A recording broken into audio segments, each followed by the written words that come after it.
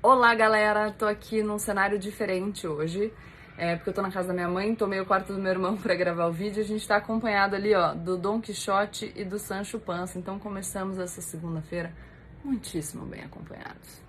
Vou confessar pra vocês que, diferentemente dos outros dias, que no geral eu gravo os assuntos assim numa tacada só, depois de gravar 3 tentativas de vídeo, eu achei que eu devia fazer uma proposta diferente. Todos os assuntos que eu vou tratar essa semana, eles têm um ponto em comum, e é isso que eu quero propor. Qual é o ponto em comum? De um lado, a gente tem uma análise de governabilidade e o que o governo precisaria fazer para atingir os objetivos que ele mesmo diz serem os seus objetivos. De outro lado, a gente tem o que o governo faz para movimentar a sua base eleitoral. E essas duas coisas se chocam. Então eu vou falar dos assuntos e vou propor essa análise paralela, beleza? Primeiro assunto. Para quem não assistiu o vídeo da semana passada, eu sugiro assistir para entender um pouco sobre essa questão do orçamento público que a gente falou, explicou exatamente o que aconteceu. E eu vou retomar de forma breve. Então vamos lá. O Congresso tinha aprovado a LDO no final do ano passado, dando mais poderes sobre o orçamento público para o relator do orçamento. Então, o Congresso abocanhou uma parte maior de poder. O Executivo, que comeu essa bola, o Eduardo Bolsonaro não estava na votação, o Congresso não se opôs na época que votaram a LDO, falou, putz, vamos ficar aqui meio limitado na gestão do orçamento público. E o presidente da República decidiu vetar esse dispositivo. Vetar significa falar que ele não ia vigorar. Surgiu, então, a hipótese de que o Congresso ia derrubar este veto. Então, o Congresso aprovou uma lei, o presidente falou, eu vou derrubar, e o Congresso falou, eu vou derrubar o que você derrubou, e, portanto, a minha ideia inicial ia continuar vigorando. Aí, começaram a aparecer notícias sobre um acordo entre o Executivo, o presidente da República, e o Congresso para partilhar esse dinheiro que estava em disputa. Beleza? Beleza. Foi neste cenário que apareceu aquele vídeo do general Heleno falando que o Congresso era chantagista. E aí, a partir desse vídeo, começaram a convocar, as redes sociais criaram ali um movimento para convocar manifestações para o dia 15 de março contra o Congresso. Aí o presidente da República divulga no seu WhatsApp vídeos convocando para essas manifestações e aí a jornalista Vera Magalhães divulgou essa notícia mostrando que o presidente encampava manifestações contra o Congresso Nacional. Então o nível de tensão entre o Executivo e o Congresso sobe. Na live de quinta-feira, o Bolsonaro diz, olha, não convoquei, eu convoquei para uma manifestação no dia 15 de março. Eu já falei um pouco para vocês na minha 15 de março de 2015. Já falei um pouco para vocês nas minhas redes sociais que isso não é verdade, dava para mostrar que a convocação era para 2020, mas essa é a alegação dele, que não eram manifestações contra o Congresso e que ele acredita que os poderes devem conviver de forma harmônica. Tá. Aí, nessa semana, o Congresso decidiu sobre se mantinha ou se derrubava o veto da Presidência da República. E decidiu manter. Então, vamos lá. LDO, o Congresso ganhava uma parte maior de poder. O presidente veta, o Congresso perde esse poder. Mas aí, nesse mesmo dia que o Congresso decidiu por manter os vetos do presidente, o Executivo manda para o Congresso projetos de lei que dão mais um pouco de poder para o relator do orçamento. Então, o poder do Congresso que estava aqui e que com o veto cairia para cá, voltou para o meio do caminho. Isso mostra um entendimento entre o Executivo e o Congresso Nacional. E aí, em tese, a gente tem um decréscimo de tensão, tá? E este decréscimo de tensão seria interessante por quê? Porque o governo, para ele poder implementar as medidas que ele quer, então a história de reforma tributária, a história de reforma administrativa, a PEC do Pacto Federativo que o Paulo Guedes já mandou para o Congresso Nacional, ele precisa ter uma boa relação com o Congresso. Então, para que o Executivo, o presidente da República, possa implementar o plano que ele defende como o melhor plano para o desenvolvimento do Brasil, ele depende de uma convivência harmônica com o Congresso. Então, para os objetivos do Brasil, né? Segundo aquilo que o governo eleito, que o presidente da República eleito considera, em tese, o melhor para o Brasil, esse decréscimo de tensão seria positivo. Só que aí,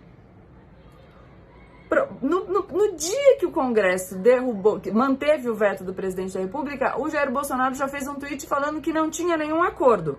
Embora a gente saiba que o poder do Congresso estava aqui, mantiveram o veto do presidente da República, caiu. E aí o presidente da República manda esses projetos de lei que devolvem um pouco do poder. Então isso mostra que teve um entendimento. Nas redes, o Jair Bolsonaro disse que não teve entendimento nenhum. E aí ontem ele se pronuncia publicamente, convocando as pessoas para as manifestações do dia 15 de março de 2020, que foram convocadas contra o Congresso e para as quais ele disse que não tinha convocado ninguém, porque ele fala que eram as manifestações de 2015. E aí o que ele faz com a atenção? Sobe de novo. E isso é bom para movimentar a base eleitoral do bolsonarismo. Então, entendem como tem movimentos contraditórios? Quando baixa a tensão, isso é importante para o Brasil, porque para o Ministério da Economia, por exemplo, conseguir passar as reformas para o Congresso, precisa de entendimento. Mas o Jair Bolsonaro, e aí com interesses pessoais e eleitoreiros, precisa movimentar a base dele, então ele sobe de volta a tensão. E a gente tem um confronto entre essas duas frentes de ação. Uma que a gente pode deixar ali com o Paulo Guedes, que é a do Ministério da Economia no sentido de aprovar as reformas, e outra que é a do presidente Jair Bolsonaro no sentido de movimentar a sua base eleitoral, aí já de olho em 2022, porque já no primeiro ano de mandato ele disse que quer concorrer à reeleição e inclusive está estruturando um novo partido que tem no seu manifesto ali a criação do partido que é direcionada para pessoas leais ao presidente Jair Bolsonaro. Deu para entender um pouquinho dessa proposta que eu fiz, do confronto entre essas duas frentes de atuação do governo? Então, uma na política, efetivamente, e outra na movimentação das redes sociais. A gente analisa o principal assunto da semana, que foi aquela entrevista que o presidente Jair Bolsonaro deixou de dar sobre o PIB. Saiu o resultado do último trimestre do PIB brasileiro, e aí a gente soube o resultado do crescimento do Brasil em 2019, que foi baixinho, foi menor que em 2017 e 2018.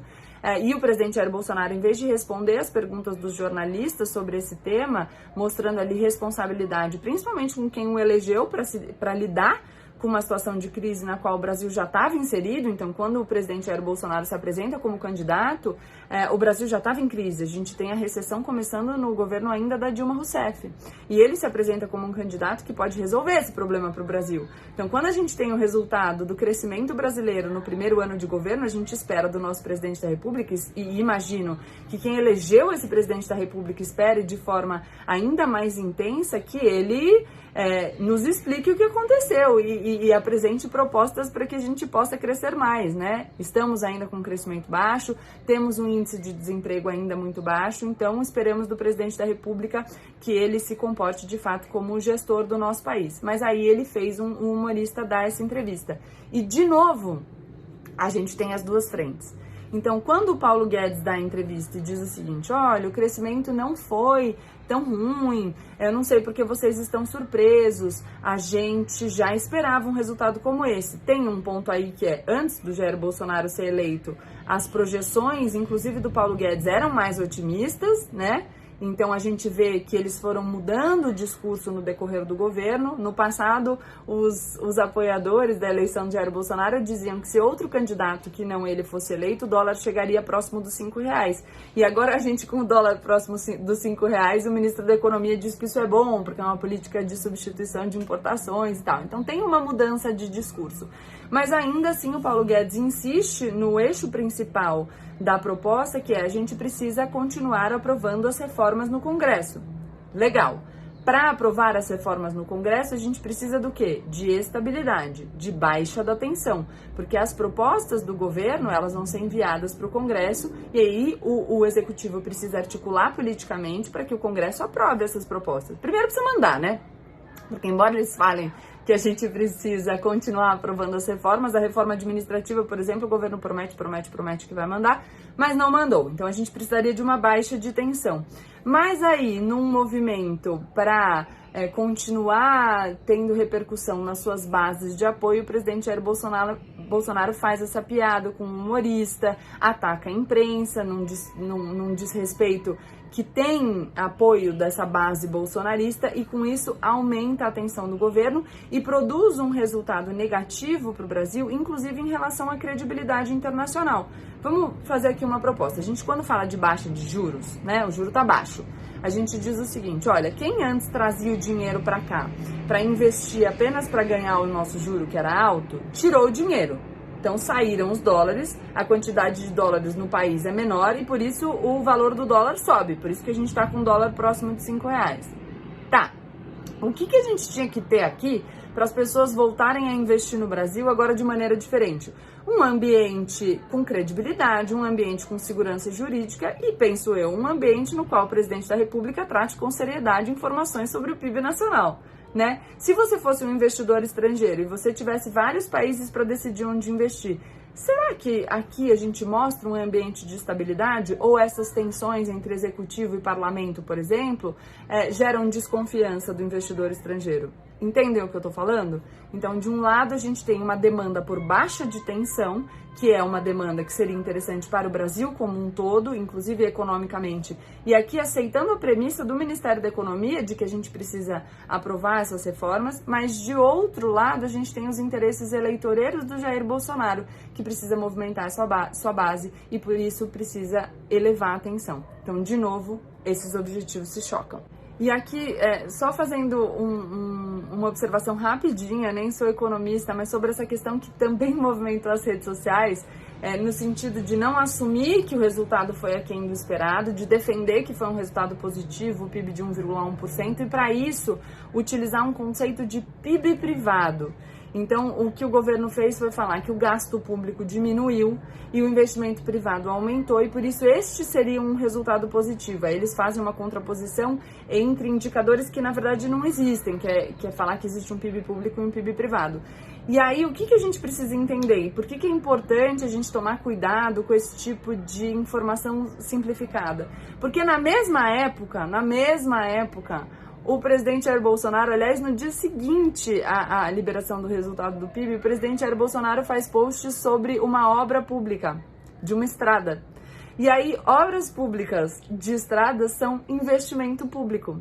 O investimento público faz parte do gasto público. Então, este investimento que o próprio governo está enaltecendo como algo positivo, quando vai falar do dado econômico, fala do gasto público como se fosse algo negativo e que necessariamente precisasse cair.